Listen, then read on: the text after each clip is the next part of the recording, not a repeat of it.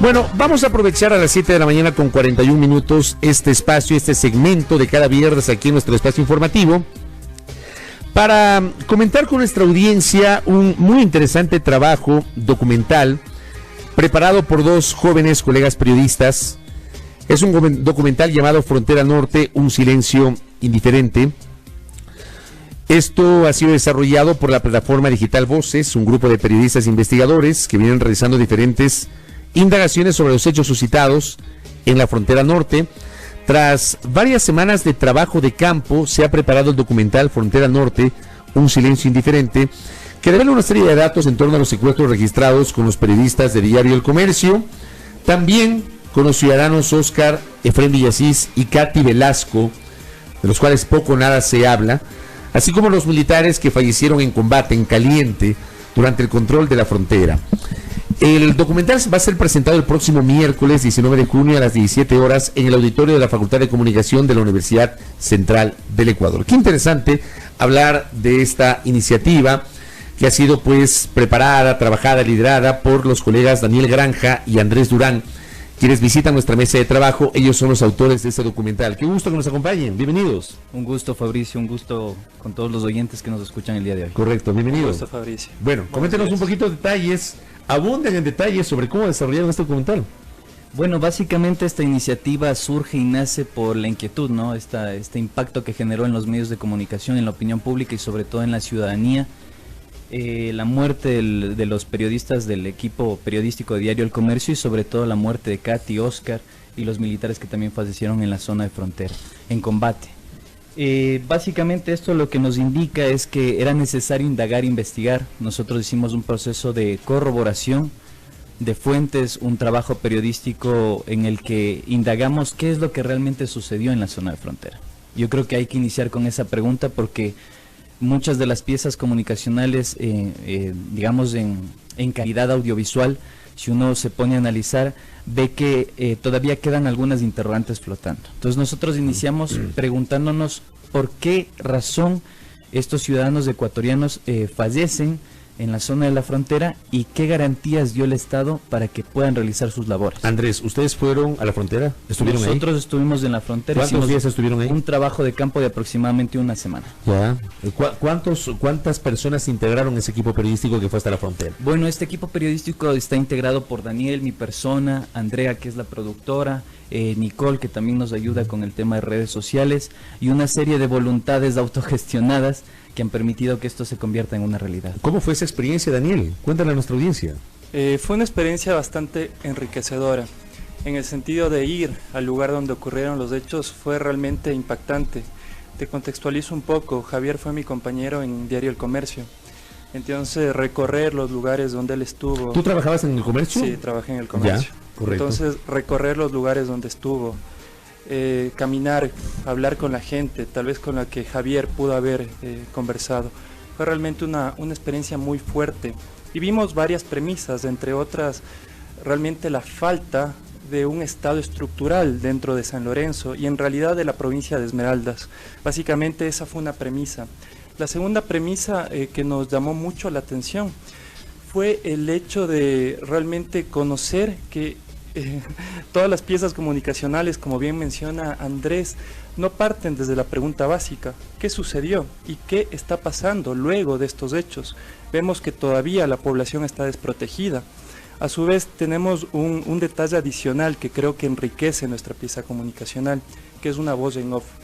Una voz en off de una persona de inteligencia, una alta fuente de confidencialidad que nos confirma varias premisas que nosotros a continuación podemos detallarte. Por favor, detállanos, Andrés. Básicamente lo que sucede y que realmente a nosotros nos dejó un poco consternados es que dentro del proceso investigativo que nosotros realizamos descubrimos que incluso pudo haber una operación de sedición, que se conoce este término como, digamos, una cortina de humo que es elaborada por fuentes de inteligencia militar externas que permitieron que de alguna forma lo de Mataje genere un proceso de flexibilización en la política actual, del actual régimen. ¿Qué quiero decir con esto? Es muy sencillo. Que lo de Mataje permitió que el Ecuador adopte diferentes convenios en materia de seguridad y defensa. posterior al hecho de la muerte de los periodistas y de los sucesos que todos ya conocemos, se firma el acuerdo de Pereira, en el que poco se sabe en materia de seguridad qué es lo que se llegó a sellar. Es decir, los periodistas no hemos accedido digamos, al documento en el cual se suscribe detalle a detalle qué es lo que sucedió, ¿no? Hasta el momento también tenemos una persona procesada del Servicio de Protección Presidencial, Heriberto S., que de alguna forma era una persona muy cercana al actual mandatario, se encargaba de darle la seguridad, y esta persona fue detenida posterior al regreso del presidente Moreno del encuentro que tuvo con los presidentes en Lima, es decir, un día después del hecho de la muerte de los periodistas de Diario El Comercio. Entonces hay una serie de factores, de variables que de alguna forma dejan muchas sospechas, y los medios de comunicación han quitado la lupa, el ojo, el enfoque de estos hechos. Mucho no se conoce sobre este personaje del Servicio de Protección Presidencial. Sí, casi nada se conoce casi sobre nada. este tema. Exactamente. Yo no sé si los colegas Arturo Torres y María Belén Arroyo lo mencionan en el libro Rehenes. A eso iba, justamente. Esos son los primeros que hacen una investigación seria en el libro Rehenes sobre estos hechos. Es decir, ellos mencionan que la UCSI, que es la Unidad de Seguridad Interna de la Presidencia de la República, ya sabía al respecto de esta situación. Ellos ya tenían conocimiento de lo que estaba pasando. Durante el proceso de diálogo de la paz con el Ejército de Liberación Nacional de Colombia, ellos ya tenían conocimiento de esto. Tanto la UCSI como diferentes agencias de la policía y de la inteligencia policial del Estado ya tenían conocimiento de lo que estaba sucediendo en la zona de frontera. Sin embargo, hay un proceso de descoordinación y falta de inteligencia. Es decir, que el Estado no logró actuar. Y después, a día caído de lo que sucede este hecho, tenemos una persona detenida del Servicio de Protección Presidencial por temas de narcotráfico. Y de esto no se sabe absolutamente nada. Sí, y es una revelación. Y lo más cómico de todo esto es que esta persona es procesada, confiesa y acepta los cargos, digamos, y le asignan 20 meses de prisión, 20 meses y una multa de aproximadamente $4,000. Entonces, uno como periodista, digamos como comunicador social, se pregunta, ¿cómo puede ser que el narcotráfico opere tan cercano a las autoridades, a las instituciones públicas y privadas, y nosotros no conozcamos qué medidas está tomando el gobierno nacional frente a este hecho? Ya, ahora, déjame preguntarle ahí a Daniel, ¿hubo apertura, hubo acceso a información oficial o fue muy restringido el acceso a esa información? Mira, Fabricio, solicitamos al Ministerio del Interior, buscamos una entrevista con María Paula Romo, quien en su momento ya estaba como ministra encargada de esta cartera de Estado. A su vez, nos comunicamos tanto con los exministros de Defensa como del Interior, me refiero a César Navas y el general Zambrano, y no tuvimos ningún acceso. Patricio Zambrano, el doctor Patricio Exactamente. Zambrano. Entonces, civil ministro de Defensa. Exactamente. Entonces no tuvimos ese acceso, incluso para cotejar la información que tanto Andrés como todo el equipo periodístico de Voces realizamos durante este tiempo de trabajo.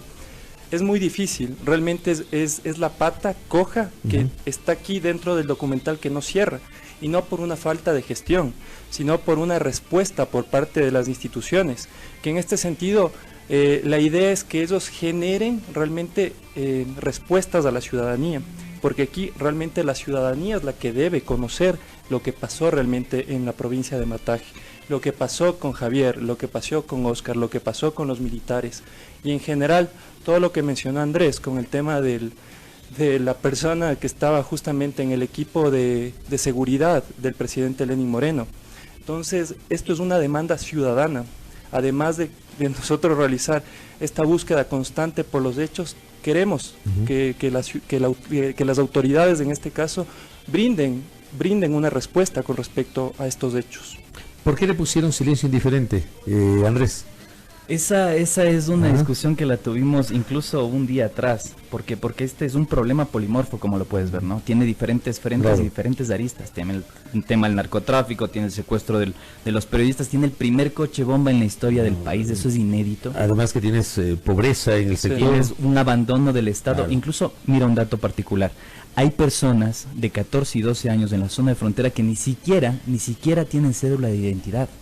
Es decir, que el Estado ni siquiera puede cubrir con sus particularidades más básicas, es decir, con su trabajo más básico, que es garantizar la ciudadanía a su población. Es algo muy, muy preocupante. Pero nosotros decidimos ponerle este documental justamente porque teníamos un recelo, es un tema muy delicado, y en primera instancia incluso discutimos si realmente era un crimen de Estado, ¿no? Pero un crimen de Estado problematizado como lo conceptualiza Zaffaroni. Crimen de Estado no tiene que ver solamente con el ejercicio o con el uso legítimo de la fuerza. Ya por parte de los militares o de los policías. Exacto.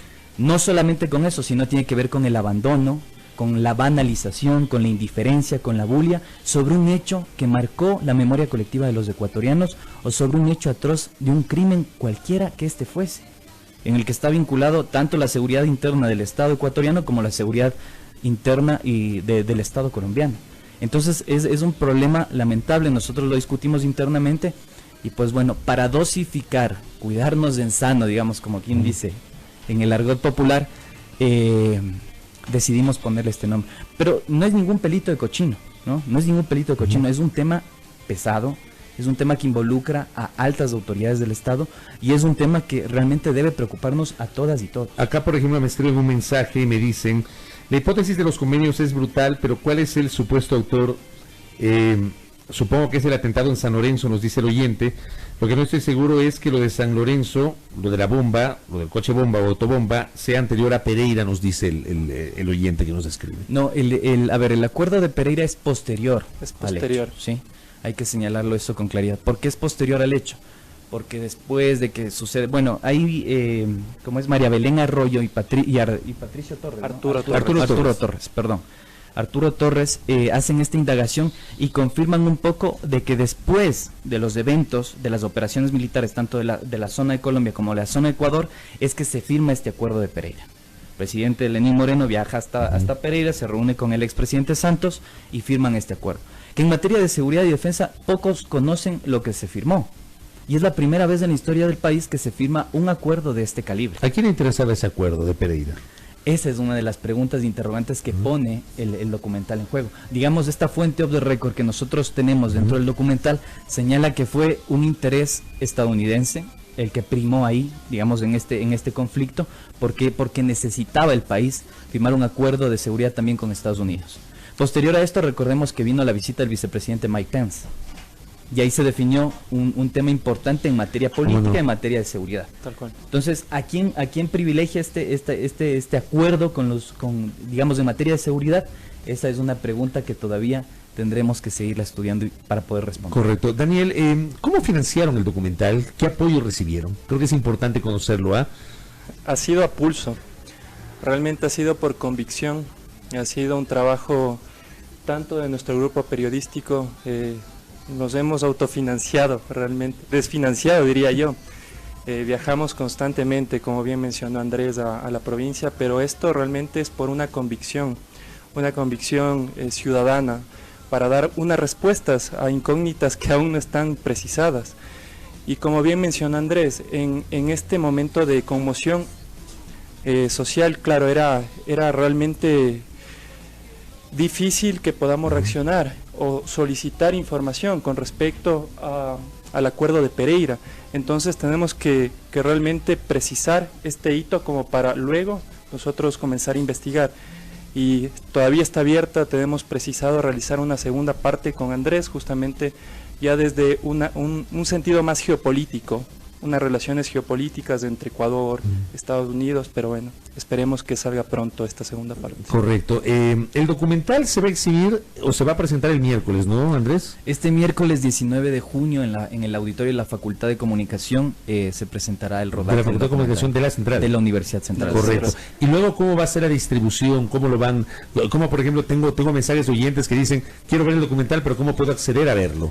Mira, nosotros tenemos un canal de YouTube que digamos, por la falta de conocimiento que tenemos estos periodistas que son de la vieja escuela, vieja guardia, estamos poniéndolo en funcionamiento, en difusión, pero en primera instancia nosotros lo difundimos en la Universidad Central va a tener la primicia, digamos, y posteriormente nosotros lo colgaremos en nuestras redes sociales, en nuestro Twitter, en el YouTube, y ahí lo podremos difundir. Pero hay que decir una cosa extra a esto, que justo que lo preguntas, Fabricio, es que nosotros también tuvimos que enfrentar que nos cierren las puertas varias instituciones. De la propia Universidad Politécnica Salesiana, que fue la universidad en la que se formó Javier y Daniel, estudiantes que fallecieron, digamos, en el caso de Javier, estudiantes que fallecieron en la zona de frontera. Cristian Segarra también. Nos cerraron la puerta. Flaxo también nos cerró la puerta. Digamos, hay una serie de instituciones que nos cerraron la puerta justamente porque es un problema pesado, digamos, ¿no? Claro. No quieren comprometerse, hay presupuestos y de no por todo medio. El mundo quiere hablar, ¿no? Y no todo el mundo quiere hablar porque tiene miedo. Nosotros incluso recibimos amenazas en la zona de frontera. Gente que nos decía, vean muchachos, no vayan por allá, tengan cuidado. Gente que no quería que le pongan la cámara, gente que pidió que se le cubra el rostro, gente que solo nos daba por mensajitos de WhatsApp cómo está la situación. Habían profesores que decían, yo no quiero contar porque yo realmente tengo comprometido mi trabajo, etcétera, etcétera. Correcto. Me dicen acá si el ingreso al auditorio el miércoles va a ser gratis. Completamente gratis. ¿Sabes por qué gratis? Porque nosotros creemos en que la comunicación realmente tiene que ser un derecho. Y este derecho tiene que estar garantizado, no solo por el Estado, sino por las personas que se comprometen con esto. ¿Y cuál va a ser el canal de YouTube para poderles buscar ahí? El canal de YouTube es Voces. Vamos a tener algunos problemas de funcionamiento, quizás no nos encuentren por ahí. ¿En las redes, en Twitter, por ejemplo? ¿En qué Twitter? Estamos como @voces_EQ. Ya, ahí se va a subir el documental. Ahí también se va a subir. ¿Cuánto tiempo dura el documental? Aproximadamente unos 18 minutos. Ya. Estamos haciendo unos pequeños arreglos con unos intros y un promocional, pero es 18 minutos cerrados lo que dura el documental. Muy bien. Felicitaciones, todo el apoyo, que les vaya bien. Gracias, muchas amigos. Gracias. Muchas gracias. Qué gusto, Valoramos el trabajo aquí en A Primera Hora de Daniel Granja y de Andrés Durán, periodistas autores del documental Frontera Norte, un silencio indiferente. Se lo presenta el próximo miércoles, ¿la hora?